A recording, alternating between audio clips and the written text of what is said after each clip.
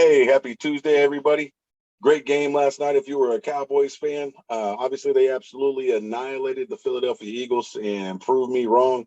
I expected it to be a much more competitive game than what it was. Dallas dominated on both sides of the ball, limited what Jalen Hurts can do on offense, took advantage of short fields. They really just owned every part of the game. So kudos to Dallas. Shout out to them. Again, they proved me wrong. They played a hell of a game. They look really good right now. And I did not expect the game to go that way. So again, that's why it's called I Could Be Wrong, is because most of the time I could be wrong. Now, in addition to the game last night, I want to go over my power rankings after week 3. I'm going to go ahead and start with the top. I have the LA Rams at number 1.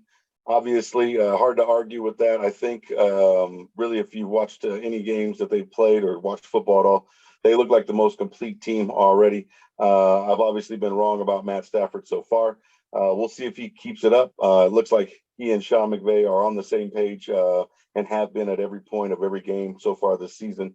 And their defense, of course, is elite, led by Aaron Donald and Jalen Ramsey. So unless something happens that's unforeseen, I really don't see anybody right now challenging them until maybe the weather changes and they go to a cold weather stadium and possibly see some difficulty there. But I have the Rams at number 1.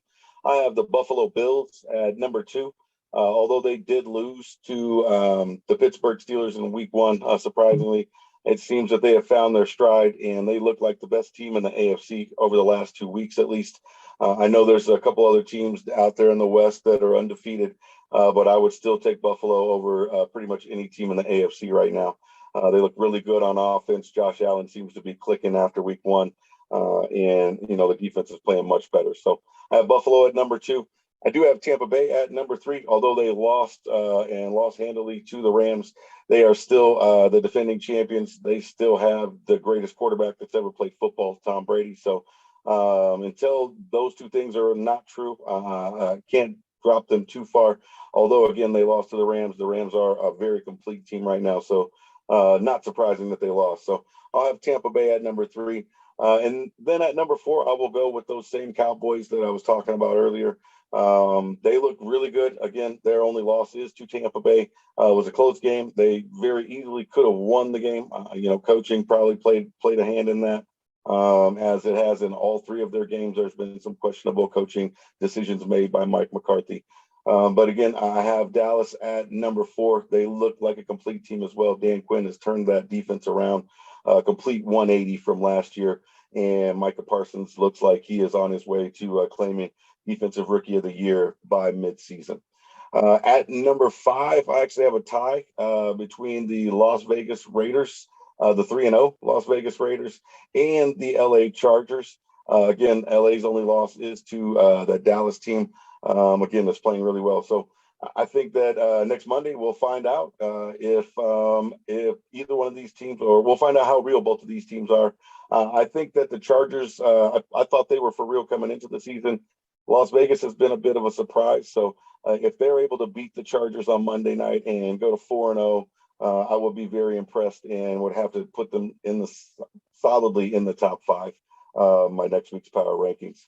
After that, you really have a group there that you can kind of jumble up. You have Green Bay beat San Francisco. It was a very close game. Could have gone either way. Again, poor clock management there probably cost the 49ers the game.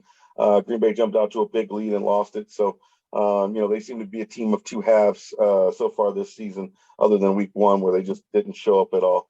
Then you have Arizona 3-0. You got Denver 3-0. You got Baltimore 3-0. Tennessee seems to have found their stride after week 1 a little bit and are gaining some momentum as well. You got Carolina 3-0. We'll see if they're pretenders or contenders as the season goes along. So there's a group right below them in that second tier, that could probably jump up into the top tier. I'm sure a couple of them could by the end of the season. But right now, that's my top 5/6. And then the rest of them, I could be wrong about all of it, but we'll talk about it again next week.